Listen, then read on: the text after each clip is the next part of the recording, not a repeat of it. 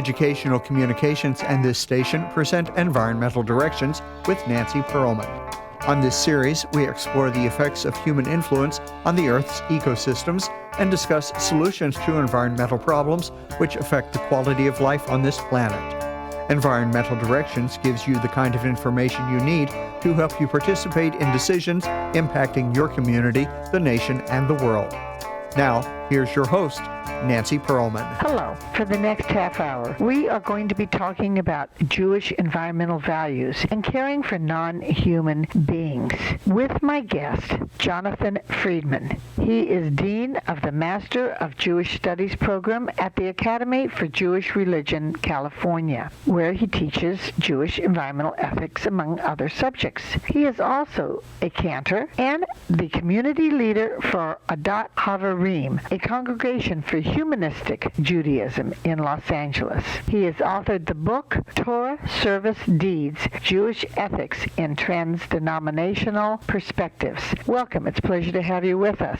Thanks so much. You have written many articles, and I find them fascinating, and you conduct interesting workshops about so many different issues. But let's focus on what Judaism teaches people about caring for the environment and all living beings on the planet. Is there a specific commandment to do so? That's a really terrific question. I can speak autobiographically. When I was in graduate school studying religious studies, I was in a seminar dealing with contemporary issues, one of which was the environment. And I remember a classmate of mine, I was sort of the token Jew in the class, turning to me and asking, what does Judaism have to say about this? And to be honest, I had no answer. And part of that is, I think, because of the kind of marginalized history of Jews sort of finding their way in a world that is inhospitable historically, the thought on the environment has been secondary or even further down the list in terms of priorities. In that sense, there isn't a major mainstream normative sort of emphasis on environmental ethics within Judaism. It is emerging now because of the environmental crisis and so forth. But if you're looking for a specific commandment, one of the problems, and I do think it's a theological problem, is anthropocentrism, which puts humanity so far above not only other animals, but the environment itself, that it's sometimes difficult to find that harmony. The concept of anthropocentrism is that which applies human concepts, behaviors, values, concerns to other non-human beings. There's a tendency to do that. So anthropocentrism is really the privileged status of humanity as superior beings. That's the meaning of that term. Yet, because of that, people see human beings as superior, and yet we well know from science that we are so related in our gene pool to other animals. 96% of our genes are the same as chimpanzees. We know that other animals have morality and cultural transmissions, whether or not it's from the primates to the rats or the bees. We're not the only ones who care about other creatures on the planet. Yeah, and I think this is a good point. Anthropocentrism in the sense of an ideology that, again, privileges the status of human beings as superior, as the only ones that have these special traits and are theologically, divinely separated from the rest of the world. That does kind of makes sense when you think about just the way that human society, human civilization has evolved over time and how inward-looking we tend to be, and the ability to create and destroy and all these things that we do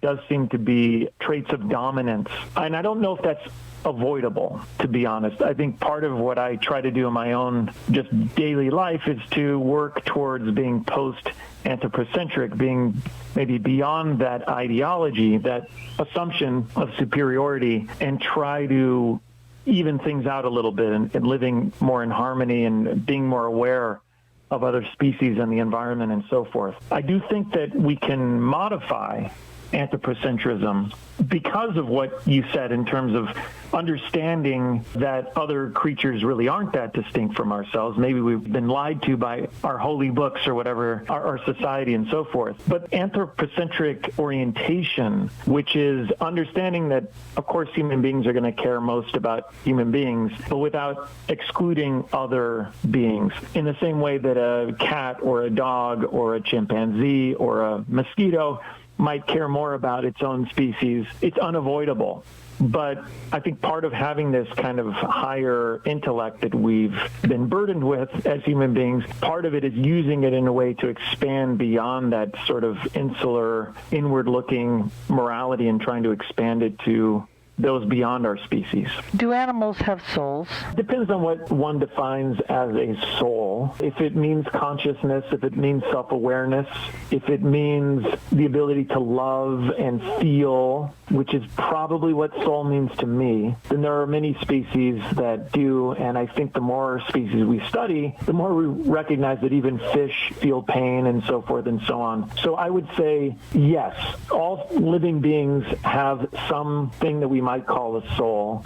And the more we learn about them, the more apparent that becomes. There's a new term that's become popular among environmentalists, and we call it speciesism. We have racism, ageism, sexism, now speciesism. Can you define that term? Yeah, and that's really an interesting just thought to ponder as human beings, because ultimately we do privilege certain species over others. It's not just ourselves, it's not just other human beings, but the pets that we love.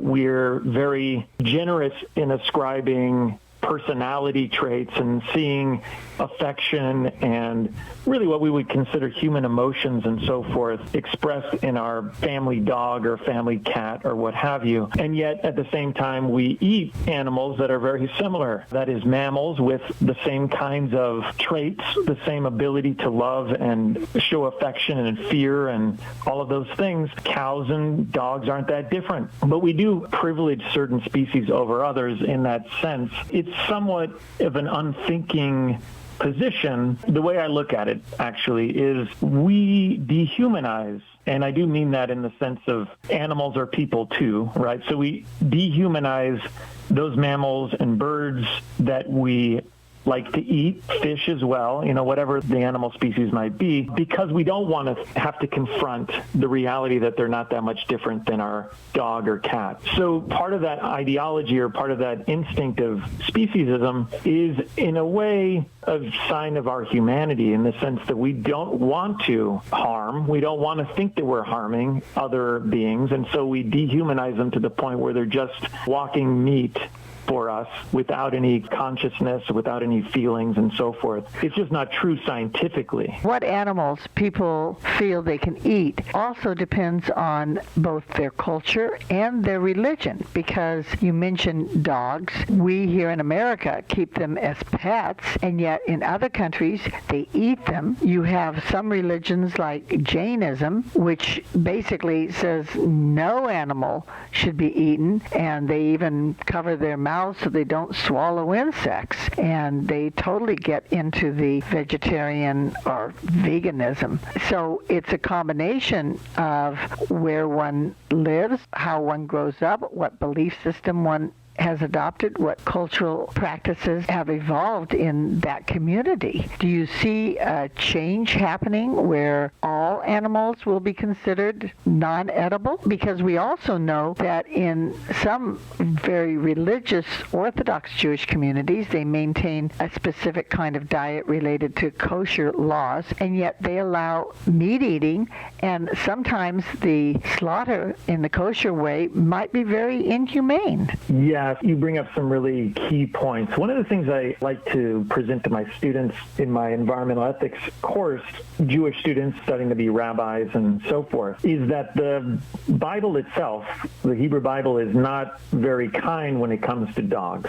Depending on the verse you pick, dogs are considered noisy or greedy or filthy or stupid. It's a very far cry from how we culturally, like you said, have come to embrace dogs in our North American culture as pets and as companions and family members and all of that. It is very much a culturally conditioned position to favor one species over another. Regarding the kashrut, the laws of kosher, which are very strict within certain segments of the Jewish population, it is true that kosher food is also factory farmed for the most part. That's the way that most people get their meat, whatever walk of life you may have. As a result, there are those, it's a small but I think very growing and important subset of the Jewish community that is becoming more aware within the more Orthodox world of maybe a disconnect between what we think kashrut means, which is essentially pure and clean, and this sense that maybe slaughtering an animal in the traditional way is more humane.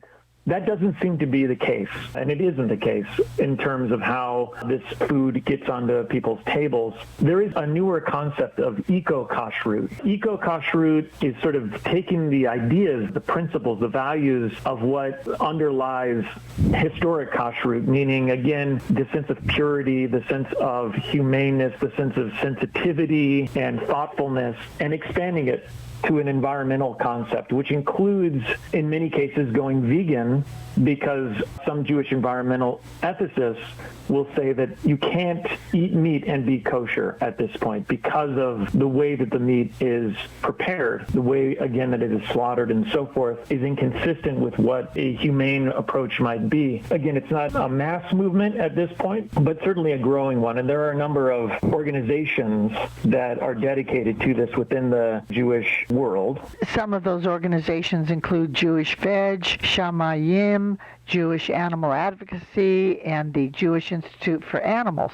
Yes, and again, they're doing great work. If we're thinking about the environmental impact, of course, ask any vegan advocate about why they go vegan. You're going to get usually three different reasons: animal welfare, also the health benefits of going vegan, and the third is the environmental impact, because so much of climate change and other biodiversity, pollution, and so forth is caused by our consumption of meat. And I would add a fourth: not wanting to kill. Yes, of course. The larger point is that it's a small impact. We think about it environmentally because there aren't that many Jews. In the United States, it's 2% of the population. In the world, it's only 0.2%. So even if every Jew went vegan all of a sudden, it really wouldn't move the needle very much on the climate change thermometer, as it were. We've talked about animals that are eaten, not eaten. Some are pets, some are not, depending on where you live in the world, what your religious beliefs are. But why did Jews and Muslims oppose eating pigs?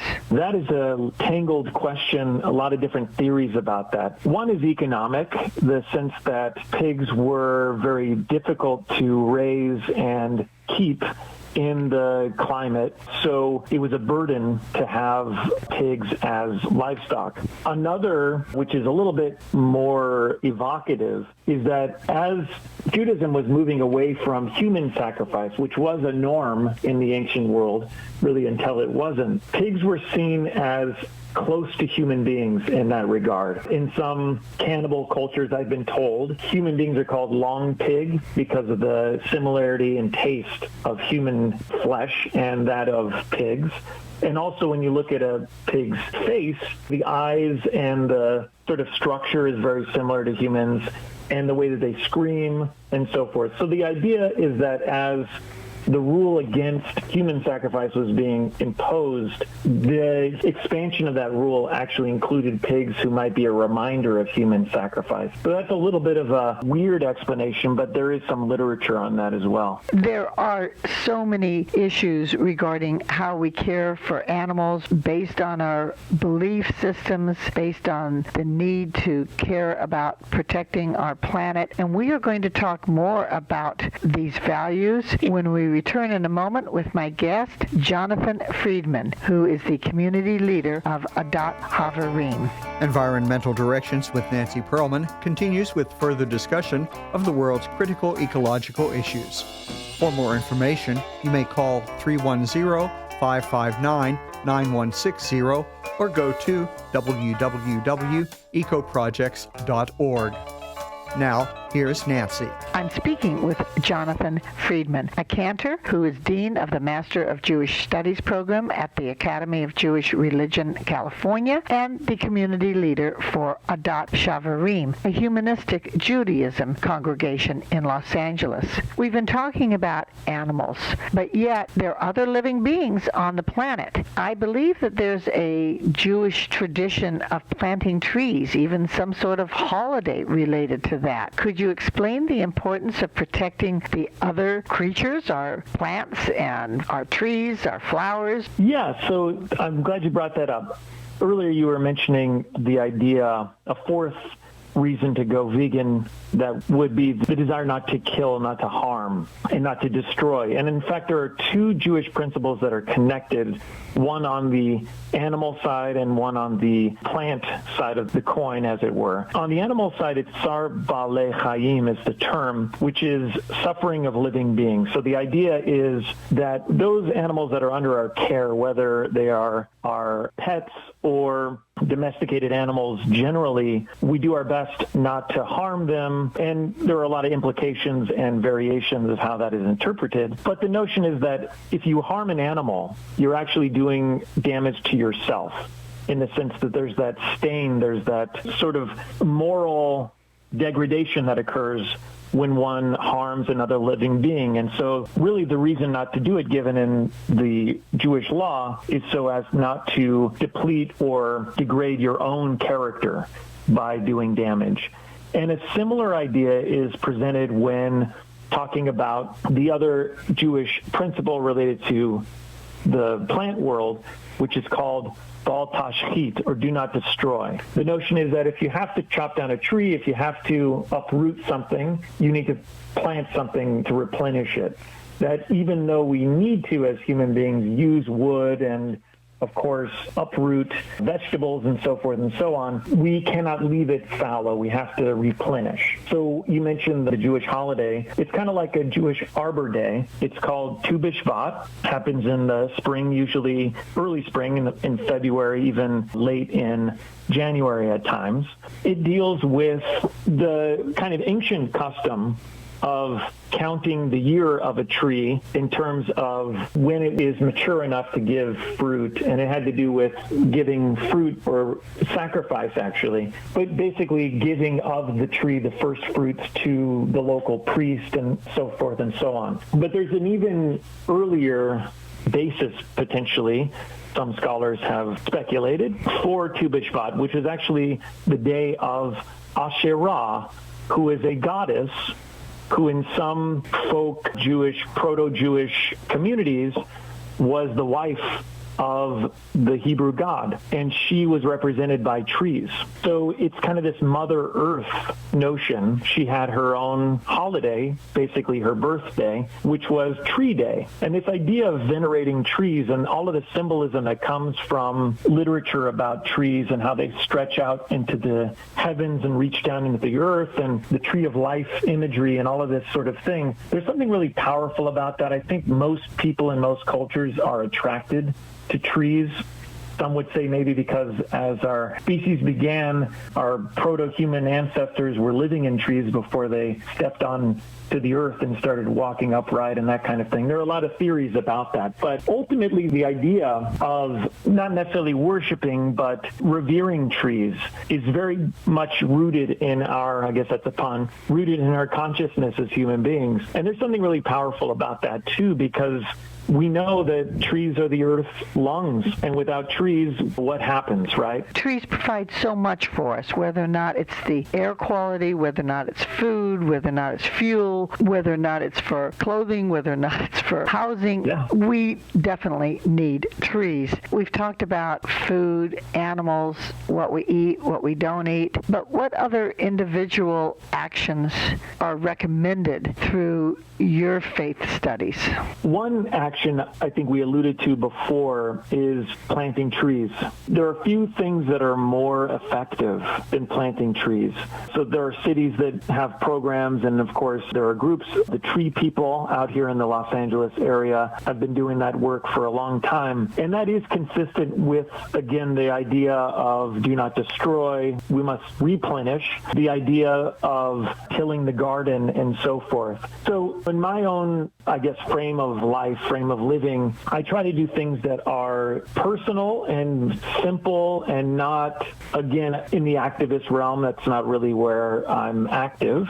We definitely have to encourage individual, ecological lifestyles, sustainable living, correct? Yes. So I think one of the things that comes from my own veganism, actually, which I've been doing for, I think, 6 or 7 years now, I think just having conscientious diet, and it's not really a diet, it's a lifestyle, of veganism does open you up to other things in a kind of organic way. I believe that our planet is overpopulated. The carrying capacity should be 2 billion. We're over 8 billion. But a lot of people believe a mandate in the Bible that says multiply. And yet I don't think it means over multiply. How do you interpret that scripture? Yeah, that's a problematic one. And again, it's the Orthodox community that takes that very literally and has a lot of children. Most liberal Jews are like most contemporary modern people with having 1.5 kids or whatever the saying is.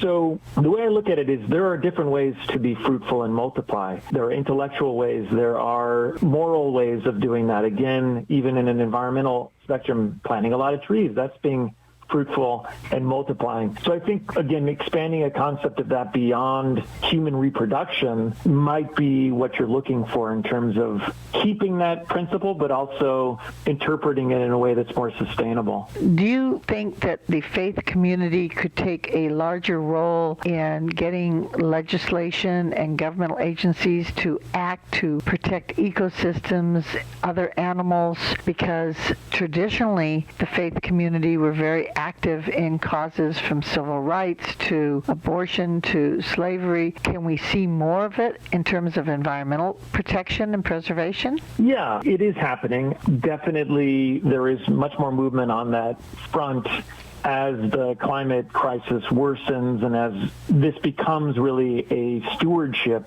question within at least monotheistic religions, where the lesson of Adam and Eve tilling the garden is expanded to the notion that we must care for the world as its caretaker. So many religious people, both liberal and conservative actually, are taking up that concept. And even within some evangelical Christian circles, there is movement, particularly among younger evangelical Christians, to make environmentalism more a part of their religious identity and their religious agenda. So of course there can be more. I think in general there needs to be more environmental action across all areas of our society, but within the religious world there is some movement on that. Your focus has been Judaism, but are there other religions that have similar views to protecting the environment, caring for other non-human life forms?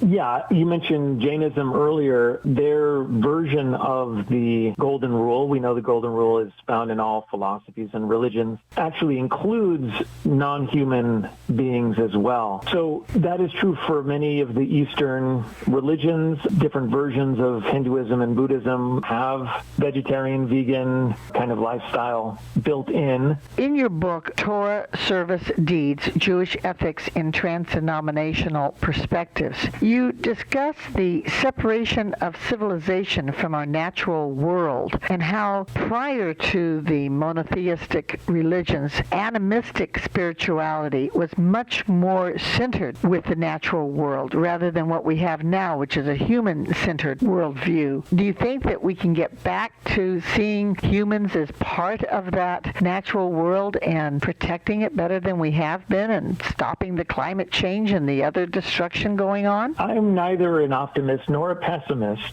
in the sense that opposite. I think both positions are somewhat fatalistic. Things are going to get better or things are going to get worse. I'm a wait and see kind of person. And personally, I'm not sure. I'm not convinced that there's sort of a path to getting back to that more harmonious earlier phase. I think part of the issue is not monotheism anymore, but really just technology and how dependent we've become on our devices and all of our comforts.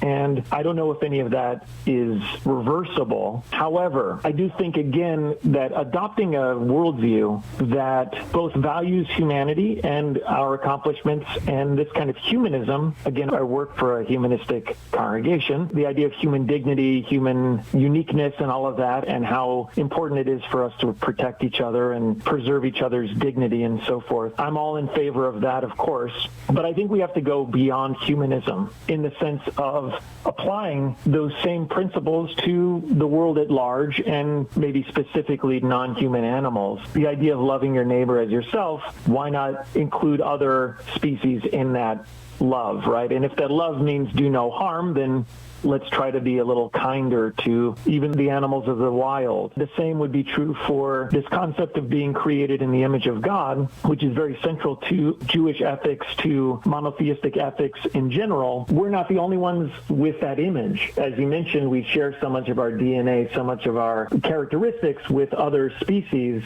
Then why not say that they're in the image of God too, if that's a compelling motivator for you? So I think part of what I'm sort of trying to tease out is a way of having it maybe a little bit both ways, in the sense that I don't know, again, if we can reverse all of the advances that humanity has made. It seems like we're going in a very technological direction, but let's bring some of the natural world into our lives as well. Maybe finding some harmony between our world and the natural world. One way to think about it is to share the earth, to maybe designate land for us and land for other species and kind of share it in a more egalitarian way. We certainly need to share a lot more, because it's not right for human beings to cause extinction of other species, which is going on a daily basis. It really means that we have to have a moral, ethical attitude to doing so. And while you were trained in traditional religious beliefs, you have become a humanist, and you really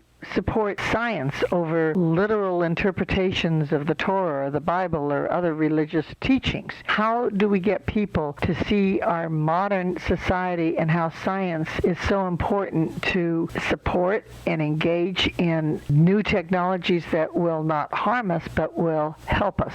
Right. The point you made is very well taken, in the sense that as technology develops, we can also, again, try to think of a technology that is more in alignment with what the world needs and not just what human beings think they need. Part of that is what I try to do with my students. Again, I might be a humanist. That means I don't necessarily appeal to a higher being. Supernaturalism is not a part of my own worldview, but I do engage with those for whom a concept of a God is very central. Part of what I try to do in my little way that I can is, again, expand some of these principles that are so central to human ethics, like loving your neighbor as yourself, like seeing the image of God in every human being, and try to think a little bit more expansively on those concepts. So you don't have to throw away these age-old maxims that have really been the basis of human ethics for centuries, but rather expand them. There's a lesson to be learned there as well when we talk about loving your neighbor as yourself, as it was originally articulated in the book of Leviticus